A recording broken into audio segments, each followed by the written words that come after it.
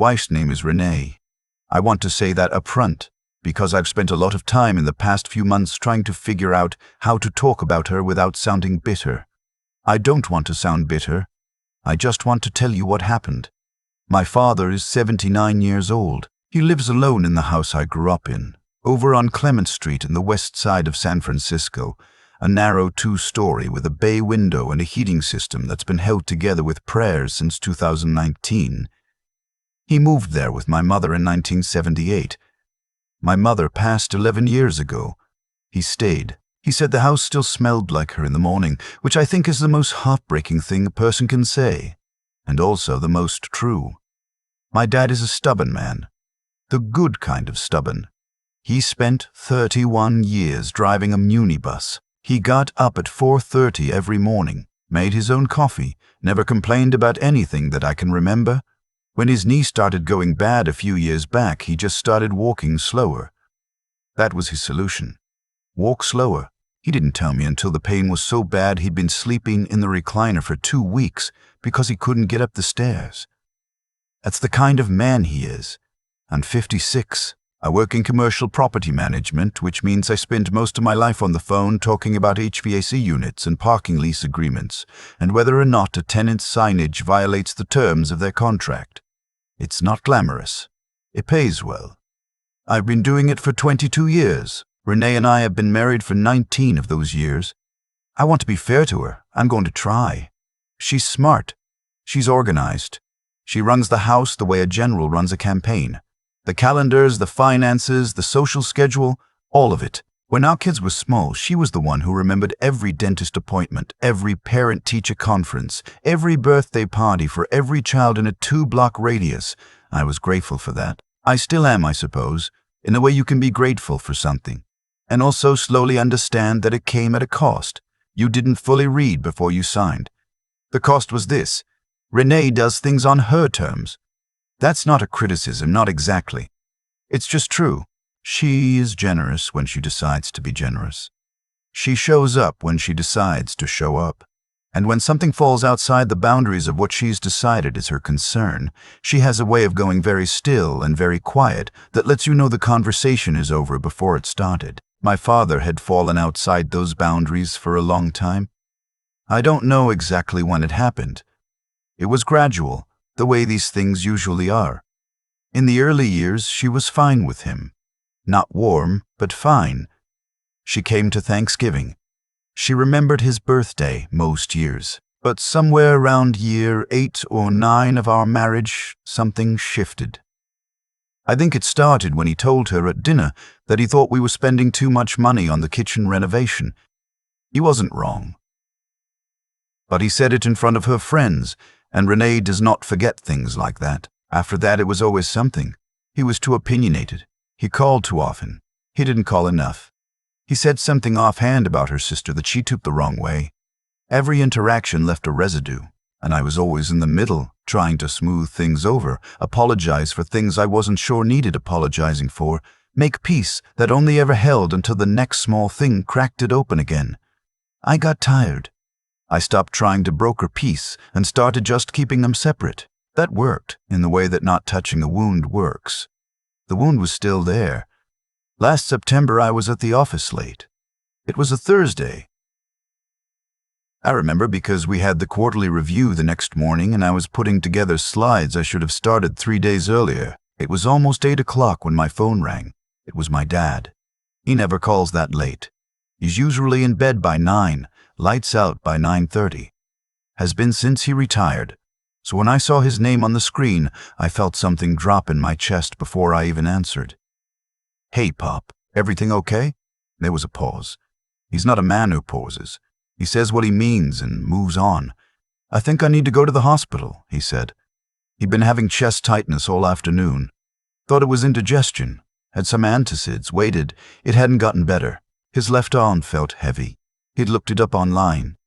I know, we've all told him not to do that, and now he was scared. "I'm coming," I said. I was already standing up, reaching for my jacket. "You don't have to, Pop. I'm coming. Sit down, don't move. Have you eaten today? Lunch? Okay. Keep your phone on. I'll be there in 30 minutes. I hung up and called Renee. This is the part I've thought about a lot since. The call itself, how I phrased it, whether I could have said it differently. I've gone over it probably 200 times and I keep arriving at the same place. I don't think it would have mattered. She answered on the third ring. She was at dinner with her friend Deborah. I could hear the restaurant in the background, glasses clinking, somebody laughing at another table. "Hey," she said. "What's up?" I told her. "My dad, possible cardiac symptoms. I needed to get to Clement Street right away. My car was in the shop. It had been there since Tuesday, waiting on a part. I've been taking ride shares all week. I asked if I could take her car." A pause. "I'm at dinner." "I know. I'm not asking you to leave. I'm asking if I can take your car. You can get a ride home with Deborah." Another pause. Longer. "My bag is in the car," she said. "My good bag. I don't want it left in the trunk all night." I stood in the office parking garage, jacket half on, phone pressed to my ear, and I thought, she's not going to let me take it. "I can bring the bag inside before I leave," I said. "I'll drop it at the front desk of the restaurant. Whatever you need. This is a lot. I'm in the middle of dinner. Renee, my dad thinks he's having a heart attack." Silence. "Then, you should call him a rideshare. That's what those apps are for." I didn't say anything for a moment. "He's 79, I said. "He lives alone. He's scared. I'm not putting him in a rideshare. I'm sure he'll be fine. He's probably just anxious. You know how he gets." I did not know how he got. My father had never, in 56 years, called me after 8 o'clock to say he thought he needed a hospital. He was not an anxious man. He was the man who drove a city bus through the Tenderloin for 3 decades and never once called in sick. "I'm going to him," I said. "I'm taking a ride share there, and then I'll figure out the car situation." "Okay," she said. "Easy as that. Tell him. I hope he feels better." I got to my dad's house in 22 minutes. He was sitting in the kitchen, coat already on, hands folded on the table. He looked smaller than I remembered. Or maybe I just don't let myself see it most of the time. We got to St. Mary's Medical Center by 9:15. The ER was the usual controlled chaos. The fluorescent lights, the intake desk, the smell of antiseptic and something underneath it. You don't want to think about too hard. They took him back pretty quickly when he described his symptoms. I sat in a waiting area with a broken armrest and a television mounted to the wall, playing a home improvement show with the captions running half a second behind the audio. I called Renee to let her know we'd arrived. She didn't answer. I texted. She read it. She didn't reply. I sat there for 3.5 hours. I had a coffee from the vending machine in the hallway outside the waiting room. It tasted like hot brown water. I had 2 of them because I didn't know what else to do with my hands. Around midnight, a doctor came out and told me they'd run an EKG and some blood work, that there was no evidence of a heart attack, but his blood pressure was significantly elevated, and they wanted to keep him overnight for observation and run additional tests in the morning. She asked if he had a cardiologist. I said I didn't think so, not recently. She gave me a name and a number and told me he needed to follow up within the week. I went in and sat with him for a while. He was in a gown he clearly found embarrassing. There was an IV in his arm and he kept looking at it like it had offended him personally. "You didn't have to stay," he said. "I know. You've got work tomorrow." "I know that too." He was quiet for a while. The monitor beeped steadily. Down the hall, someone was having a conversation in a language I didn't recognize, something with a lot of consonants, urgent but not panicked. "Renee come with you?" he asked. She was at dinner. He nodded once, slowly, and didn't say anything else about it. That nod. I've thought about that nod. It wasn't accusatory. It wasn't even surprised. It was the nod of a man who has been paying attention for a long time and simply filed one more piece of information in a place he'd already prepared for it. I drove home in his car. He kept the spare key on a hook inside the kitchen cabinet, always had, and got home a little after 2 in the morning. The house was dark. Renee was asleep. I lay awake until almost 4. In the morning, I got up, made coffee, and called the cardiologist office when they opened at 8 to schedule a follow-up for my dad. Then I called the hospital to check on him. He was stable, they said, resting. They'd be discharging him late morning pending the test results. I arranged for a neighbor of his.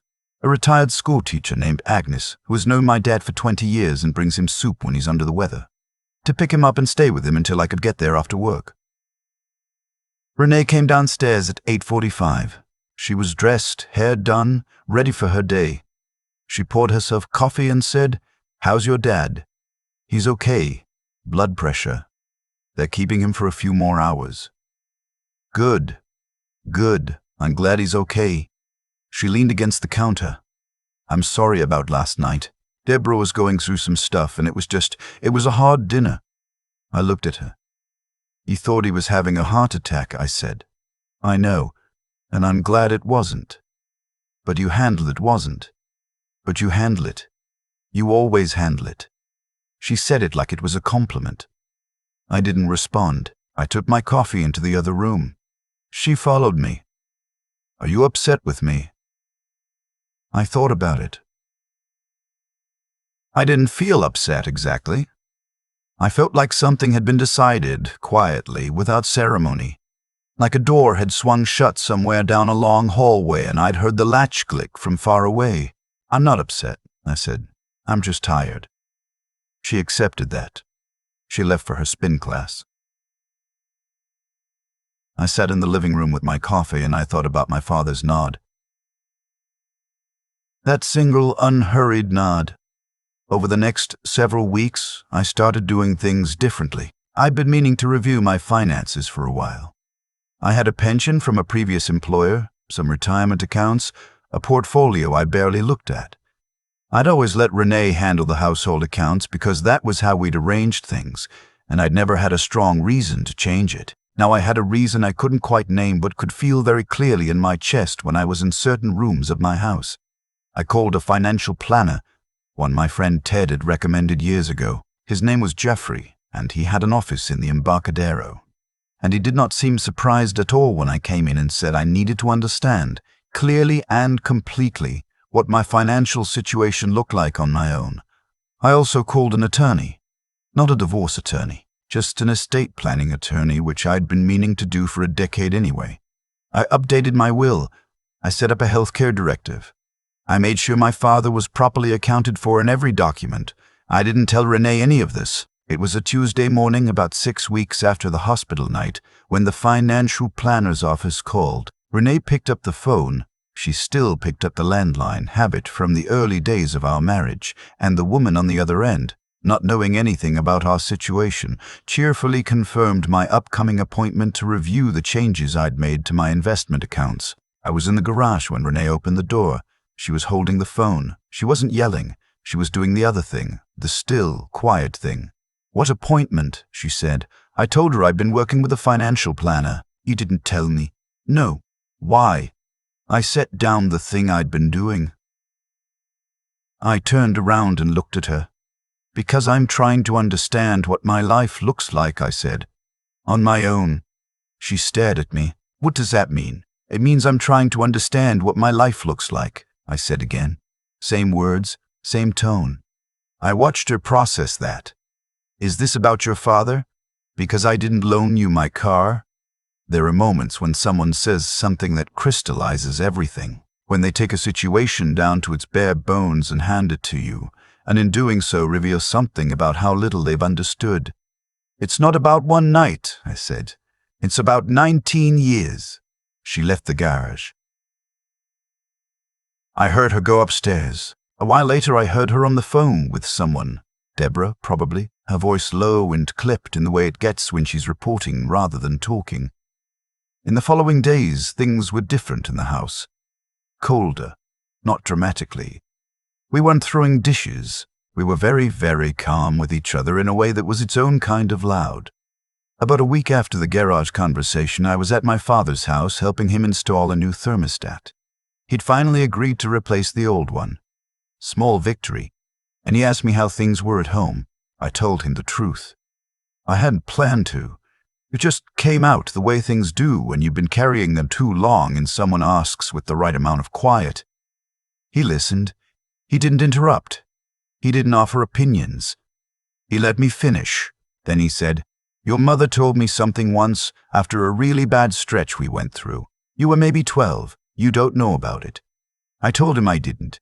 She said, "The thing about a marriage is you both have to want the same door. Not the same room, not even the same house, just the same door. Doesn't matter if you get there different ways." He went back to handing me the wire connectors. "I think you two have been standing in different doorways a long time," he said. I could see it. I never said anything because it wasn't my place. I thought about the nod, the one in the hospital, filed in the place he'd already prepared.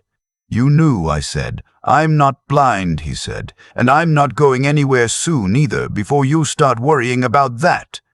He said it like a joke.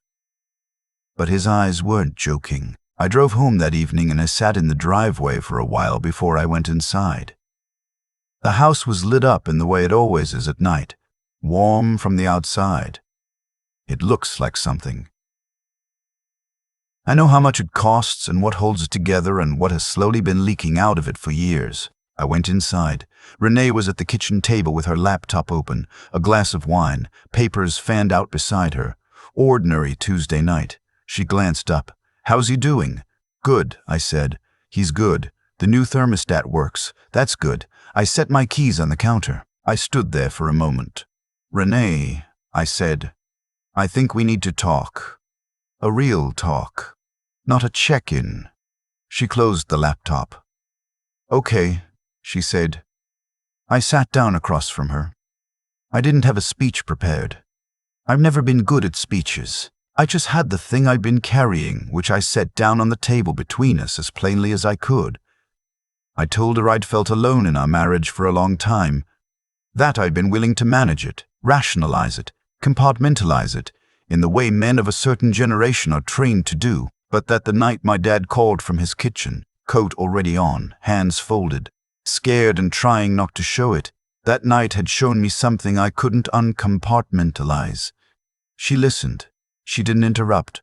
She didn't get still and quiet in the way that shuts things down. She actually listened. I'll give her that. When I finished, she said, "I know I didn't handle that night well." "It wasn't just that night." "I know. I'm not looking for an apology," I told her. "I'm looking to understand if we both still want the same thing from this marriage, because I'm not sure anymore, and I think you owe me honesty about whether you are." The kitchen was very quiet. The refrigerator hummed. Outside, a car went past. "I don't know," she said. Finally. Honestly. The first completely honest thing she'd said to me in longer than I could measure. "Okay," I said. "That's something we can work with. We got into counseling. I don't know what comes next. I'm not going to tell you it's all resolved because it isn't. I'm not going to tell you there's been some dramatic transformation because that's not how real life goes. We're in it. We're working. Some days I think we're going to find our way to a different version of something that works. Some days I drive past the house and sit in the driveway and try to feel what that word means. What I know is this. My father is doing well. He's seeing the cardiologist. His blood pressure is managed. He's still walking slower than he should, still refusing to use the handrail on the left side of the staircase because it's on his good side, and he doesn't want to admit he has a bad side. He called me last Sunday, at 2 in the afternoon, normal hour, nothing wrong. "Just checking in," he said. "I know," I said. "Me too." We talked for 45 minutes about baseball, about the neighborhood, about a book he'd been reading. He told me Agnes had brought him pot roast. I told him he should ask her to teach him how to make it himself. He laughed, which is a sound I have been storing up like something I might need later. Before we hung up, he said, "You doing all right?" "I'm getting there," I said. "Good," he said. "That's all I need to hear." I held the phone for a while after we hung up. The house was quiet. Afternoon light was coming through the window the way it does in October. That low gold angle that doesn't stay long. I thought about doorways. I thought about the night in the hospital waiting room, the broken armrest, the captioned television, the terrible coffee. I thought about how I sat there, and I wasn't angry. I was just clear. Like something that had been slightly out of focus for years had finally settled. I'm not going to tell you what choice I'm going to make. I'm still making it. But I'll tell you this. I know now what I'm choosing between, and for a long time I didn't even know that much. That's not nothing. That's maybe everything. I've been thinking about something my father said while we were installing that thermostat. He wasn't trying to give me a lesson. He was just handing me wire connectors and talking the way he always has. Plain, unhurried, like a man who's had a long time to figure out what words are actually worth saying out loud. He told me that my mother once said a marriage isn't about sharing a room, it's about wanting the same door. I keep coming back to that. Not because it's poetic, but because it's accurate. And accuracy, I found, is the thing that cuts cleanest.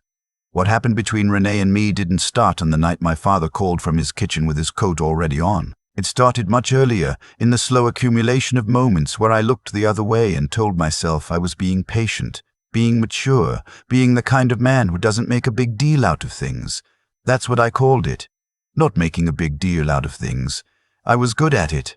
I practiced it for years. But here's what I've come to understand. There's a difference between patience and avoidance. Patience is when you wait because you believe something will change. Avoidance is when you wait because you're afraid to find out that it won't. I spent a long time telling myself the first one was true when I was actually doing the second.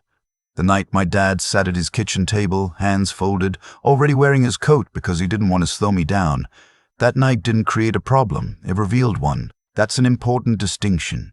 You can't be angry at the moment that shows you the truth. The truth was already there. The moment just had the decency to stop letting you look past it. I'm not someone who believes that every hard thing is secretly a gift.